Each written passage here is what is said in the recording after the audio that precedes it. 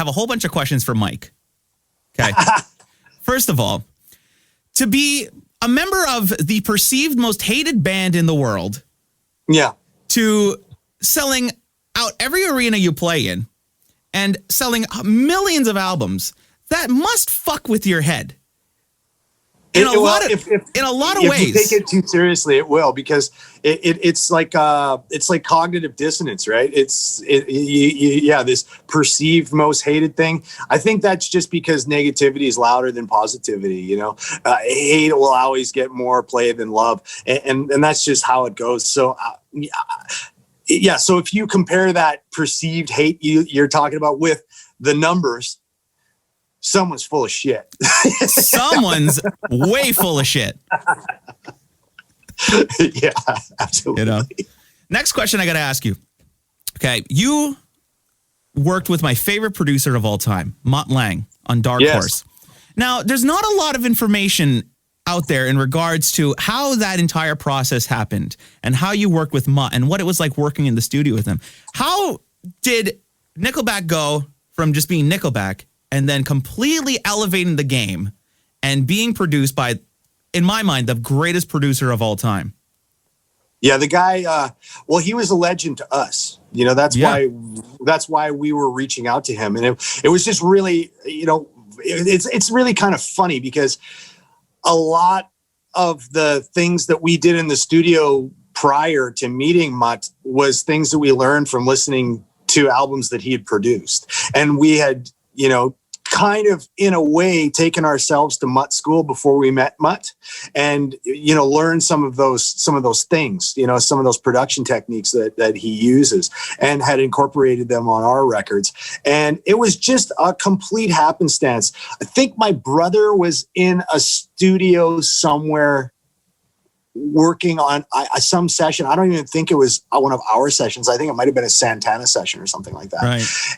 And just said, they were just having conversation around the console while they were working. And he said something about how great Mutt Lange is. And the guy's like, well, would you ever think about working with him? And my brother's like, of course, and the guy goes, well, a good buddy of mine's actually working with him right now. And he goes, well, tell him we would love to talk. And it was as simple as that. There was, the text message went through to wherever Switzerland they were working, probably at Mutt's studio. Yeah. And the word came back. Mutt said, hey, here's my number. Give me a call. And that's how it works. Because Mutt, the thing about Mutt is he's kind of like an evil genius. Mutt doesn't have a manager. He doesn't have an agent. He doesn't have a representative. He doesn't have a website.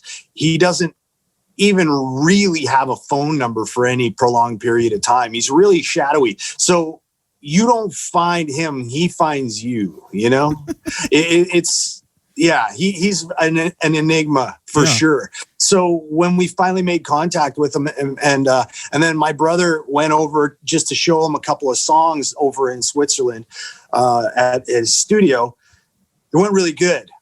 And we went from kind of trying out material to, okay, we're going to move ahead and make a record. And that was when he actually flew over to Canada to work with us in British Columbia at my brother's studio. And we basically just shacked up with Mutt for 5 months or whatever it was, and just lived with the guy and learned more. And it was kind of funny, because when we were working with him, he was like, okay, guys, here's what we're gonna, we're gonna, like, for instance, a different, stacking vocals or whatever. And we were like, oh yeah, we're already gonna do that. We know that one, we were on to his, to his game in some ways. We definitely learned some stuff from being in the room with him, for sure. But yeah, it was a few humorous moments where it was like, oh, you're going to do the thing, right? And he's like, yes, I'm going to do the thing. It was really funny. It was really awesome experience. It was, you can't, there's no substitute for working with someone like that. No, and you said that your brother had to kind of go over to Switzerland, because I know somebody that is kind of working with Mutt right now. He's kind of retired, but he's also doing some secret things. And he was saying that he'd send songs over to him, And then Mutt would be like, okay, this is cool. Yeah, all right, whatever. But then it wouldn't go anywhere. But then he'd send Mutt more stuff, and they'd be like, oh, you know what? Actually, okay, I hear something here. I could do something with this. And it was almost like an audition process in a way. Like you have to send Mutt. So did you guys have to kind of audition for Mutt? That's kind of what my brother's visit to Switzerland was. We hadn't done any demos or anything. There was just ideas. Most of them were either in Chad's phone or in his head. Yeah. And it was one of those things where, he just sat down with Mutt, and Mutt's like, just goes, okay, what do you got? Right. And Chad was like, oh, crapped his pants, and then started playing, a riff and a vocal. And that's kind of, that was the genesis of Something in Your Mouth. As soon as Chad did that, Mutt was hooked. Yeah, because that's a great riff. So what's the first meeting with Mutt like? You go sit down in the studio. Because the dude, every album and genre that he touches, he reinvents the genre in a sense, and the entire sound of it. If you look at what he did with Shania's Come On, well, first of all, his Back in Black, and then he did it with Pop with Foreigner, and then the Cars, and then the Bryan Adams stuff, and obviously Hysteria and Pyromania. But with Shania, he completely changed the sound of rock, completely changed the sound of country. When you guys put out Dark Horse, that really created the sonic landscape for every rock record that hit pop, that hit radio, that came after it, because everybody had that, Something in Your Mouth kick drum, and it had that drum sound, it had that bass sound, the fingery but yet bottom-endy tone, and everybody's rock records had that sound. So in the first meeting, did Mutt say, all right, boys, we're going to recreate and we're going to reinvent rock, and this is what the record's going to sound like, and we're going to do these big-ass drums, and we're going to be doing this, we're going to be sampling these snares and layering 4 on top of it? Like, did he go into detail about what this record's going to sound like? He believe it or not, listening to the final product, you'd think it's a very scientific and elaborate and deliberate process. This guy goes by feel more than anybody I've ever worked with. Everything is by feel in the moment.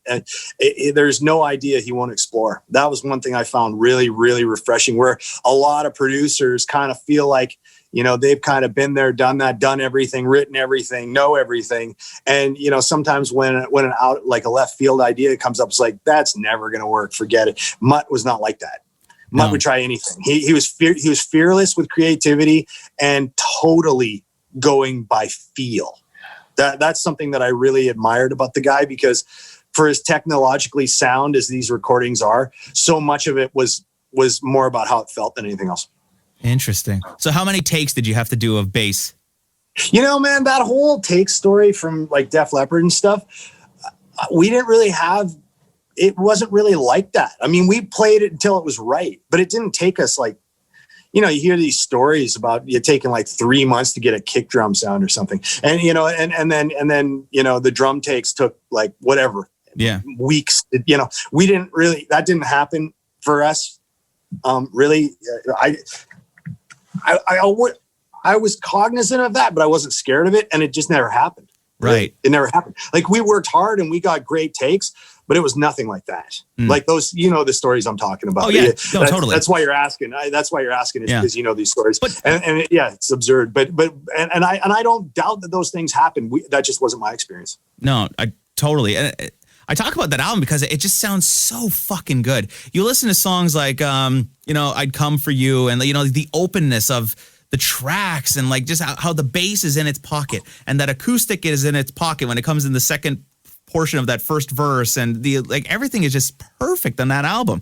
When you guys were going to record the next albums that followed it, did you kind of base the sound off Dark Horse, use some of those tricks?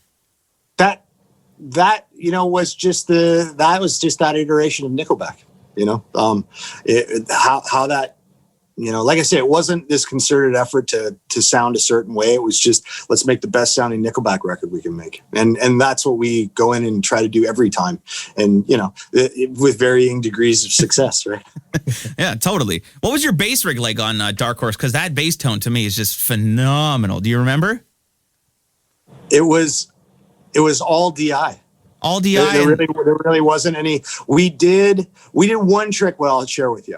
We did one trick, and that is that we would play the take and edit and get it all straight, and so that so that the take was perfect. And then, but what do you say that you would go, like, he'd go on the grid and like take like the note from there and like, like crossfade it so it's perfectly matched on the grid, and we would clean it. We would make a composite take, right? Like, you take a number of takes and you take the best of all of them and make one hybrid take, and then you get the sonics right on that. But then the trick that we would do is we would take that take and then pump it through my 1970 Ampeg SVT tower of power and just crank it and put a microphone in front of it. That rearranged all the pictures in the studio for a couple of days when we were doing reamping. It was actually hysterically funny because Mutt actually is a bass player.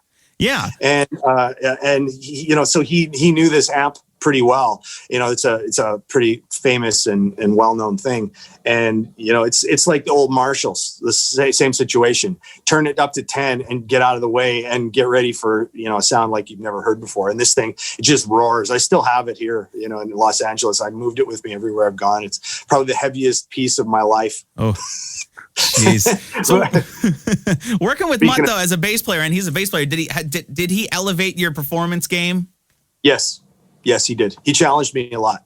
He made me play in ways that I don't normally play. He made me do things I don't normally do, for sure. Took you out of your comfort zone. Totally. It was what I needed to do. Yeah.